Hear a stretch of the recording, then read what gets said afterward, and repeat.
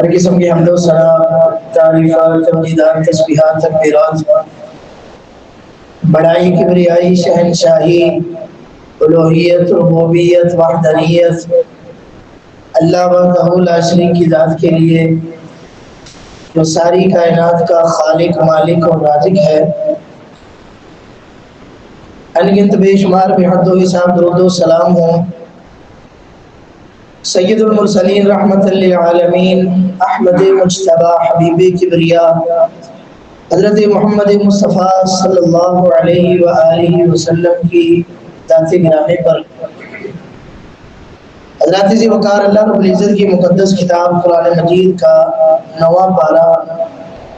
سورہ الاعراف کی آیت مبارکہ، جس میں اللہ رب العزت نے ارشاد فرمایا: یسألونک عن الساعۃ ایان مرساہا، حضور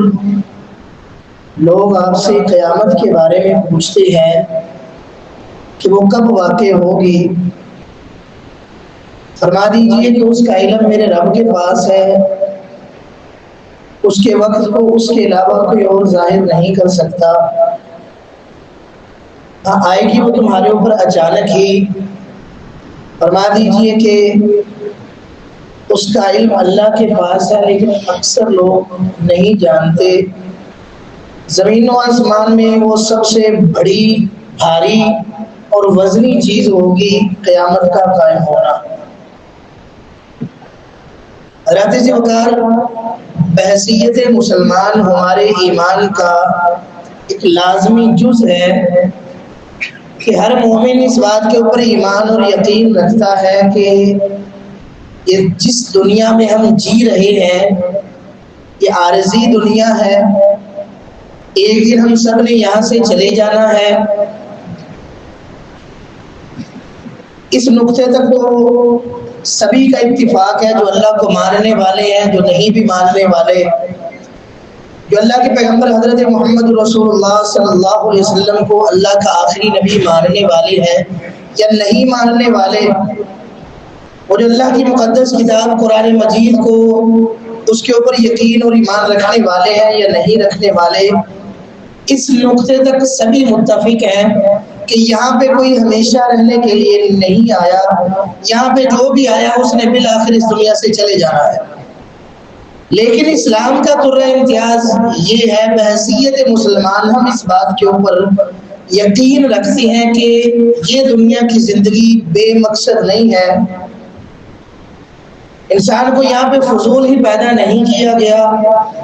یہاں پہ ہمیں شتر بے مہار نہیں چھوڑا گیا،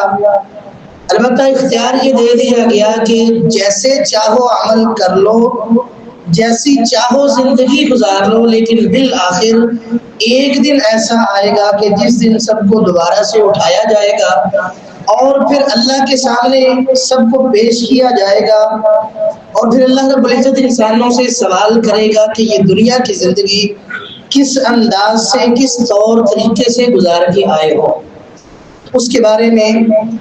یہ جو عقیدہ ہے، اس کے اوپر لفظ قیامت بھی بولا جاتا ہے، اس کو یوم آخرت بھی کہا جاتا ہے، اسے یوم الدین یعنی بدلے کا دن بھی کہا جاتا ہے، اسے یوم التغابن ہار جیت کا دن بھی کہا جاتا ہے، اسے یوم العازفہ قریب ہو جانے والی قیامت یہ بھی کہا جاتا ہے، اسے الساعہ یعنی ایک گھڑی بھی کہا جاتا ہے۔ تو غرض یہ کہ اس کے مختلف نام ہیں۔ ہم سب کو بحیثیت مسلمان اس ایک دن کے لیے تیار رہنے کا حکم دیا گیا۔ معاملہ یہاں پہ یہ بھی ہے کہ ہم اللہ رب العزت کے کائنات کے اندر ہم 4 مختلف مراحل سے گزرتے ہیں، جن کو 4 عالم بھی کہا جاتا ہے، 4 جہان ہیں جہاں سے ہم گزرتے ہیں۔ اس دنیا سے میں آنے سے پہلے ایک عالم ارواح تھا جہاں پہ ساری روحیں تھی۔ اللہ رب العزت نے وہاں پہ سب سے عہد و قرار بھی لیے، اللہ نے اپنی وحدانیت کی گواہی ان سے لی۔ وہ ایک عالم ارواح تھا جس کے بارے میں آج ہمیں خبر نہیں ہے، آج ہمیں یاد نہیں ہے کہ وہ ہم نے اللہ سے کیا باتیں کی تھی، اللہ نے ہم سے کیا وعدہ لیا تھا۔ بعینہ، جس طرح ایک بچہ ماں کے پیٹ میں ہوتا ہے،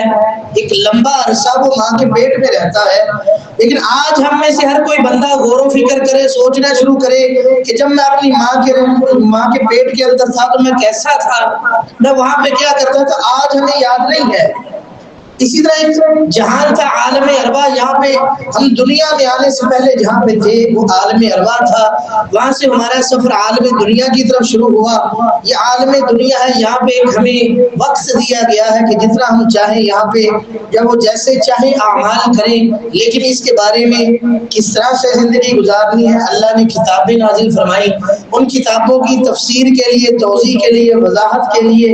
اور عملی نمونہ بننے کے لیے اللہ نے پیغمبر نازل کیے، اللہ رب العزت نے پیغمبر کو عروج فرمائے۔ اس کے بعد انسان کو یہ کہا گیا کہ اب یہ سارے راستے ہیں، نیکی والا یہ ہے، یہ برائی والا ہے، مرضی تمہاری ہے، جس راستے پہ چلو گے آخرت کا جو انجام ہے وہ اسی کے مطابق ہوگا۔ تو یہ دنیا ہے، اس کو ہم نے اس آخرت کے لیے تیار کرنا ہے۔ اس دنیا کے بعد ایک اور جہان ہے جہاں پہ ہم منتقل ہوتے ہیں، اسے عالم برزخ کہا جاتا ہے۔ عالم برزخ یوں سمجھ لیجئے ایک پہلی پیشی ہے، جس طرح کوئی بھی انسان ہے اس کو گرفتار کر کے پہلے تھانے کے اندر لے جایا جاتا ہے، ابتدائی تفتیش اس سے وہاں پہ کی جاتی ہے، اس کے بعد اس کا کیس جو پھر آگے عدالت میں پیش کیا جاتا ہے۔ اسی طرح یہ سمجھ لیجئے کہ عالم برزخ وہ ہے کہ جہاں پہ ہمارا ابتدائی حساب کتاب ہو رہا ہے، جس کے بارے میں ہمیں یہ ہمارے بارے میں یہ طے کیا جائے گا کہ ہم نے قیامت کے دن کس لائن کے اندر کھڑے ہونا ہے۔ یہ جسے قبر کہا جاتا ہے، اسے عالم برزخ بھی کہا جاتا ہے۔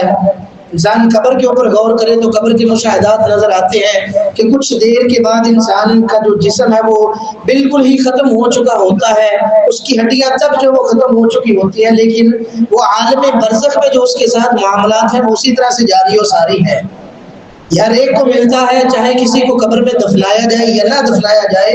اللہ نے یہ قانون بیان کیا کہ ثم اماتہ فاقبرہ، اللہ نے جس کو بھی موت دی اسے قبر دی۔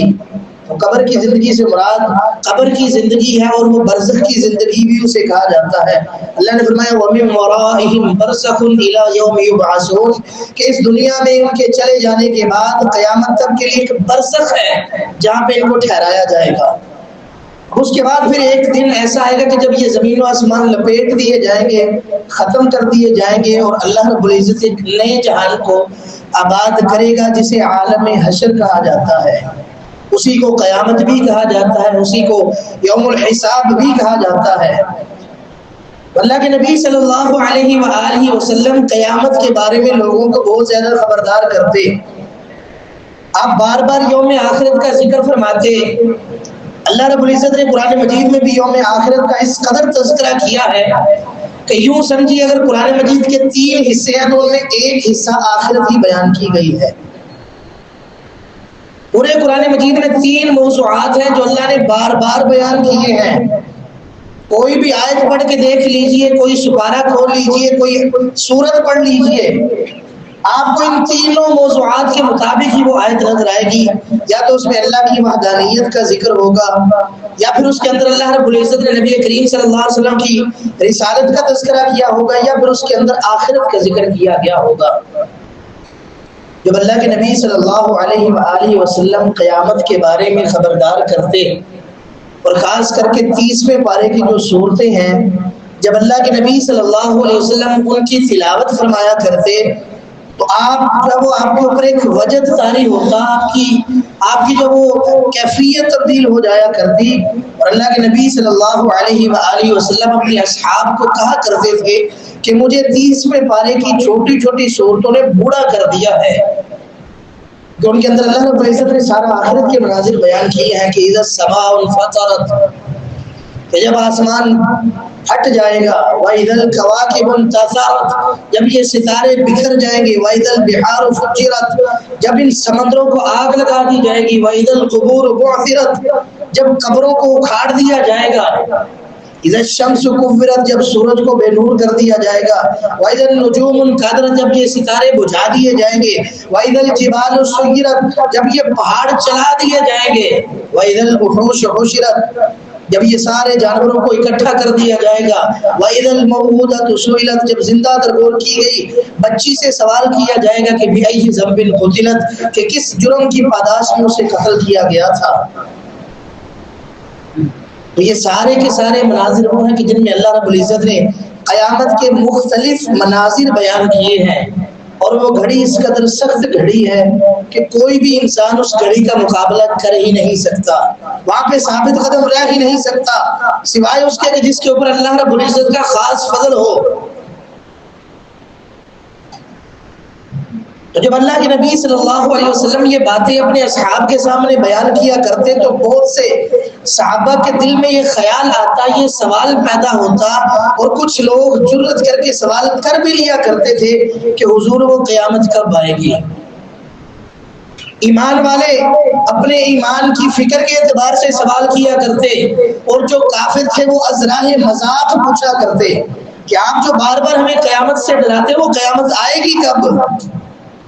اللہ رب العزت نے ان ساری چیزوں کا جواب اس ایک آیت میں دیا ہے کہ قل انما علمها عند ربی، اس قیامت کا علم صرف اور صرف میرے رب کے پاس ہے۔ اللہ نے بتایا ہی نہیں کہ قیامت کب آئے گی، کون سا سال ہوگا، کون سا مہینہ ہوگا، البتہ جمعے کے دن کے بارے میں آیا ہے کہ جمعے والے دن قیامت قائم کی جائے گی، کون سی تاریخ، کون سا مہینہ، کون سی صدی، کون سا سال، اس کے بارے میں کچھ نہیں بتایا گیا۔ اور ایک زیادہ ایمان والے نے جب اللہ کے نبی صلی اللہ علیہ وسلم سے پوچھا کہ حضور قیامت کب آئے گی، تو آپ نے اس سے پوچھا کہ بتاؤ قیامت کی تیاری کیا کی ہے؟ قیامت تو جب آنی ہے آ ہی جانی ہے، آپ یہ بتائیں کہ آپ نے قیامت کے لیے تیاری کیا کی ہے؟ یہ اصل سوال ہے، یہی اصل فکر ہے کہ قیامت کا ذکر ہے تو ہمیں قیامت کے بارے میں ہماری تیاری کیا ہے؟ اللہ رب العزت نے ایمان والوں کو یہی سبق دیا کہ یا ایھا الذین آمنوا اتقوا اللہ ولتنظر نفس ما قدمت لغد، ایمان والوں اللہ سے ڈر جاؤ۔ ہر انسان کو یہ دیکھنا چاہیے کہ اس نے کل کے لیے تیاری کیا کی ہے۔ تو یہی وہ سوال اللہ کے نبی صلی اللہ علیہ وسلم اس کے جواب میں صحابی سے فرماتے کہ بتاؤ کہ متا ما اعددت لها، تم نے تیاری اس کے لیے کیا کی ہے؟ کیونکہ قیامت نے تو آنا ہی آنا ہے۔ اور پھر آپ نے یہ بھی اشارہ فرما دیا کہ جو شخص جس کی وفات ہو گئی، من مات فقد قامت قیامتہ، جس انسان کی وفات ہو گئی اس کی قیامت قائم ہو گئی۔ تو قیامت کے بارے میں فکر مندی کا تقاضا یہ ہے کہ ہم دنیا کی زندگی اس طرح سے گزار کے جائیں کہ ہم قیامت کے دن سرخرو ہو سکیں، اور دنیا میں جو ہمارے لیے سب سے بڑا امتحان ہے وہ اپنے ایمان کی حفاظت ہے، ایمان کو قائم رکھنا۔ اللہ رب العزت فرمایا کہ قیامت کا علم اللہ کے پاس ہے، اس کے وقت کو وہی ظاہر کرے گا۔ زمین و آسمان میں وہ بہت بھاری چیز ہوگی، لا تأتیکم الا بغتہ، جب وہ آئے گی تو اچانک سے آئے گی۔ فرما دیجئے کہ اس کا علم میرے اللہ کے پاس ہے، اکثر لوگ اس کے بارے میں نہیں جانتے۔ ایک مرتبہ اللہ کے نبی صلی اللہ علیہ وآلہ وسلم اپنے اصحاب کے اندر موجود ہیں۔ سیدنا عمر بن خطاب رضی اللہ تعالیٰ عنہ بیان کرتے ہیں کہ ہم اللہ کے نبی صلی اللہ علیہ وسلم کے پاس بیٹھے ہیں، ایک آدمی اچانک آتا ہے۔ اس آدمی کی کیفیت یہ ہے کہ ہم میں سے کوئی بھی اسے پہچانتا نہیں کہ یہ کون ہے، اور دیکھنے میں مسافر بھی نہیں لگتا کیونکہ اس کا لباس بڑا صاف شفاف اجلا ہے، کپڑے ہیں تو بڑے جو وہ سفید ہے اور اعلیٰ قسم کے سفید ہیں، کوئی میل کچیل یا داغ دھبا اس کے اوپر نظر نہیں آتا، کوئی گرد نظر نہیں آتی، اس کے بال سیاہ ہیں اور شدید قسم کے سیاہ ہیں۔ وہ اللہ کے نبی صلی اللہ علیہ وسلم کے پاس آتا ہے اور آپ کے سامنے دو زانو ہو کے بیٹھ جاتا ہے، آپ کے گھٹنوں کے ساتھ اپنے گھٹنے ملا کر اور اپنے ہاتھوں کو اپنی رانوں کے اوپر رکھ کے اللہ کے نبی صلی اللہ علیہ وسلم سے پوچھتا ہے کہ حضور اخبرنی عن الاسلام، مجھے اسلام کے بارے میں بتائیے۔ آپ نے فرمایا کہ اسلام یہ ہے کہ تم گواہی دو اللہ کے علاوہ کوئی عبادت کے لائق نہیں، محمد صلی اللہ علیہ وسلم اللہ کے پیغمبر ہیں، تم نماز قائم کرو، زکوٰۃ ادا کرو، رمضان کے روزے رکھو اور حج کرو اگر تم اس تک پہنچنے کی طاقت رکھتے ہو۔ تو کہنے لگے کہ صدقت، آپ نے سچ کہا۔ صحابی بیان کرتے ہیں کہ یہ کیسا سائل ہے کہ سوال بھی کر رہا ہے اور تصدیق بھی کر رہا ہے۔ پھر اس نے یہ سوال کیا کہ حضور ہمیں ایمان کے بارے میں بتائیے کہ ایمان کیا ہے۔ آپ نے فرمایا کہ تم اللہ کے اوپر ایمان رکھو، یوم آخرت کے اوپر ایمان رکھو، اللہ کے رسولوں کے اوپر ایمان رکھو، اللہ کی کتابوں کے اوپر ایمان رکھو، یوم آخرت کے اوپر ایمان رکھو، اور اللہ کے فرشتوں کے اوپر ایمان رکھو، اچھی بری تقدیر اللہ کی جانب سے ہے، اس بات کے اوپر ایمان رکھو۔ اس نے پھر کہا کہ صدقتا۔ اب تیسرا سوال اس نے یہ کیا کہ حضور مجھے قیامت کے بارے میں بتائیے، اخبرنی عن الساعہ، قیامت کے بارے میں بتائیے۔ تو آپ نے جواب میں ارشاد فرمایا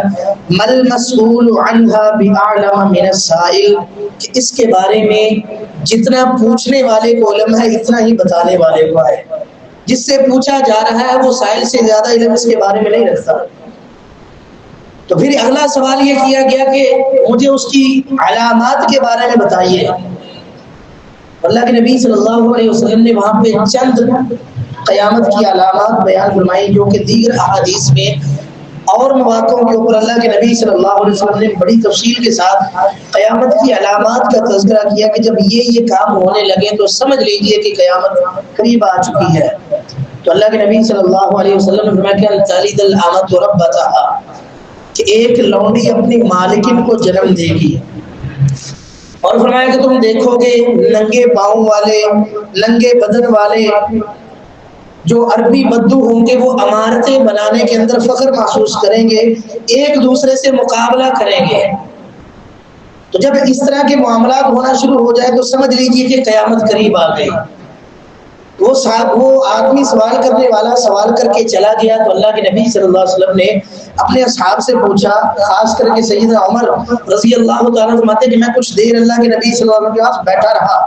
آپ نے مجھ سے پوچھا کہ جبریل اے عمر تم جانتے ہو کہ یہ آدمی کون تھا؟ تو میں نے کہا کہ اللہ و رسول عالم، اللہ اور اس کے پیغمبر ہی خوب جانتے ہیں۔ تو آپ نے فرمایا کہ یہ جبریل امین تھے، تمہارے پاس آئے تھے، تمہیں تمہارا دین سکھا رہے تھے۔ تو یہ قیامت کی علامات ہیں۔ جس عہد میں ہم جی رہے ہیں بہت ساری ایسی قیامت کی علامات ہیں کہ جو سامنے آ چکی ہیں، جن کا ظہور ہو چکا ہے، اور یہ علامات دو طرح کی ہیں۔ ایک آفاقی علامات ہیں کہ جو اللہ کی جانب سے جن کا جو اظہار کیا جائے گا، مثال کے طور پہ سورج کا مغرب کی جانب سے طلوع ہونا، زمین سے ایک جاندار نکلے گا، وہ لوگوں سے بات چیت کرے گا، یاجوج ماجوج کا نکلنا، عیسیٰ علیہ السلام کا آنا، دجال کا نکلنا وغیرہ وغیرہ، یہ وہ علامات ہیں جن کو آفاقی علامات کہا جاتا ہے۔ یہ اللہ کی جانب سے رونما ہوں گی، اور کچھ علامات ایسی ہیں کہ جن کا تعلق بندوں کے اعمال کے ساتھ ہے کہ جب بندے اس طرح یہ کام کرنا شروع ہو جائیں گے تو سمجھ لیجئے کہ قیامت قریب ہے۔ اور قیامت سے پہلے اللہ کے نبی صلی اللہ علیہ وسلم نے کچھ فتنوں کا ذکر کیا کہ فتنے برپا ہوں گے، اور فتنوں کے ساتھ ہی اللہ کے نبی صلی اللہ علیہ وسلم نے کچھ جنگوں کے بارے میں خبردار کیا کہ جنگیں بھی ہوں گی، اور وہ خالصتاً مذہبی بنیاد کے اوپر جنگیں ہوں گی،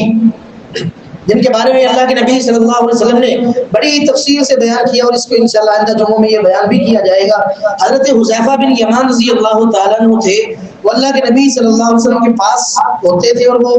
بیان کرتے کہ میرا مقصد اللہ کے نبی صلی اللہ علیہ وسلم کے پاس ٹھہرنے کا یہ تھا کہ لوگ آپ سے خوشخبریوں کے بارے میں پوچھتے تھے کہ ہمیں جنت کے بارے میں بتایا جائے، خوشخبریوں کے بارے میں پوچھتے تھے، اور میں ہمیشہ آپ سے یہ سوال کیا کرتا تھا کہ ہمارے اوپر مشکل وقت کون سے آنے والے ہیں۔ یاد رکھیے اللہ کے نبی صلی اللہ علیہ وآلہ وسلم آپ نے کبھی بھی اپنی امت کے لیے یہ چیزوں کے مہنگے ہونے کو، یا پھر چیزوں کے کمیاب ہونے کو، یا پھر فقر و فاقہ کو آپ نے آزمائش قرار نہیں دیا۔ اصل چیز جو انسانوں کے لیے جس کے بارے میں اللہ کے نبی صلی اللہ علیہ وسلم فکر مند رہے وہ انسانوں کا ایمان ہے، وہ بندوں کا ایمان ہے۔ اللہ کے نبی صلی اللہ علیہ وسلم نے کہ ایسا خطرناک معاملہ بن جائے گا، اس طرح کی کیفیت بن جائے گی کہ دین کے اوپر چلنے والا انسان اس طرح سے ہوگا کہ جس طرح اس نے ہاتھ میں کوئی انگارہ پکڑا ہوا ہے۔ اس قدر مشکل ہوگا دینی تعلیمات کے اوپر عمل کرنا۔ اور فرمایا کہ انسان کی کیفیت یہ ہوگی اگر صبح وہ ایمان والا تھا تو شام کو وہ کافر ہو چکا ہوگا، شام کو ایمان والا تھا تو وہ صبح کے وقت کافر ہو چکا ہوگا۔ ایک وقت ایسا بھی آئے گا کہ ہوا چلے گی، جتنے بھی اللہ کے اوپر ایمان رکھنے والے ہیں وہ سارے ایک ایک کر کے اٹھا لیے جائیں گے، اور پھر قیامت اس وقت قائم ہوگی کہ جب زمین میں کوئی بھی اللہ کا نام لینے والا نہیں ہوگا۔ اس لیے قیامت کے بارے میں ہر انسان فکر مند ہوتا ہے، اس کے عقیدے کا حصہ ہے۔ دو کام اس وقت ہماری بہت بڑی ذمہ داری ہے۔ ایک تو ہم قیامت کی تیاری کریں، قیامت کو جو ہم نے اللہ کے سامنے جو جواب دینے ہیں ان کے بارے میں ہم فکر مندی کریں، اور دوسرا یہ ہے کہ اپنی اولاد کی، اپنی عزیز و اقارب کے ایمان کی حفاظت کے لیے ہم اقدامات کریں۔ جب تک ہم زندہ ہیں جتنا رزق ہمارے مقدر میں ہے وہ مل جائے گا، اس کے لیے بھی کوشش ہونی چاہیے، لیکن اس سے کہیں زیادہ کوشش ہمیں اپنے ایمان کے لیے کرنی چاہیے۔ اپنے ایمان کے بارے میں فکر مند ہونا چاہیے کہ ہمارا اللہ کے اوپر بھروسہ کس طرح کا ہے، اللہ کے ساتھ ہمارا رابطہ کس طرح کا ہے، اللہ کے پیغمبر صلی اللہ علیہ وسلم کے ساتھ ہماری عقیدت کیسی ہے، ان کے بتائے ہوئے طریقوں کے اوپر ہم کتنا عمل کر رہے ہیں۔ ایک جانب ہمارے سامنے دنیا کا قانون، دنیا کے اصول، دنیا کے ضابطے، ہمارے معاشروں کے رسم و رواج ہیں، اور دوسری جانب اللہ کے نبی صلی اللہ علیہ وسلم کی بڑی آسان سادہ تعلیمات ہیں۔ دنیا کے رسوم و رواج ہیں جو ہمیں بوجھ تلے دبا دیتے ہیں، اور ایک جانب اللہ کے نبی صلی اللہ علیہ وسلم کی جو وہ شاندار تعلیمات ہیں جو اپنی امت کے لیے اس قدر فکر مند ہے کہ وہ اتنا بھی برداشت نہیں کرتے کہ کسی امت کے پاؤں کے اندر کانٹا بھی چبھ جائے۔ عزیز علیہ ما عنتم، جو چیز تمہیں تکلیف دیتی ہے وہ ان کے اوپر گراں گزرتی ہے۔ اس چیز کا ہم نے جائزہ لینا ہے کہ ہمارے معاملات کیا ہیں اور ہمارے لیے اللہ نے تعلیمات کیا دی تھی، اور یقیناً یہ کوئی مشکل کام بھی نہیں ہے۔ تھوڑی سی محنت، تھوڑی سی توجہ، جتنی فکر مندی ہماری جو ہے وہ رزق کمانے کے حوالے سے ہے، اس سے آدھی بھی اگر ہماری فکر اس حوالے سے بن جائے کہ ہم نے آخرت بھی کمانی ہے، ہم نے آخرت کے لیے بھی جو ہے وہ تیاری کرنی ہے، تو ہمارے معاملات بڑے بہتر ہو سکتے ہیں۔ اور یاد رکھ لیجئے ہمارے سامنے سینکڑوں، ہزاروں، لاکھوں کا ٹارگٹ نہیں ہے۔ ہمارے لیے اللہ رب العزت نے بڑا آسان سا ہمارے سامنے ایک ہمیں ہدف دیا ہے کہ قو انفسکم واہلیکم نارا، سب سے پہلے اپنے آپ کو جہنم کی آگ سے بچا لو، پھر اپنے اہل و عیال کو جہنم کی آگ سے بچا لو۔ فقط یہ ہمارا اتنا ٹارگٹ ہے، اس کے اوپر کوشش کریں، اس کے اوپر جد و جہد کریں۔ دنیا کو چھوڑ دیجیے، جہاں جاتی ہے جائے، ہم اپنی فکر کریں، اپنی عزیز و اقارب کی فکر کریں، اپنی اولادوں کی فکر کریں۔ اس طرح سے چین بنتی جائے گی اور ہماری اصلاح ہونا شروع ہو جائے گی۔ اللہ رب العزت سے دعا ہے کہ اللہ تعالیٰ ہمیں قیامت کی تیاری کرنے کی توفیق عطا فرمائے۔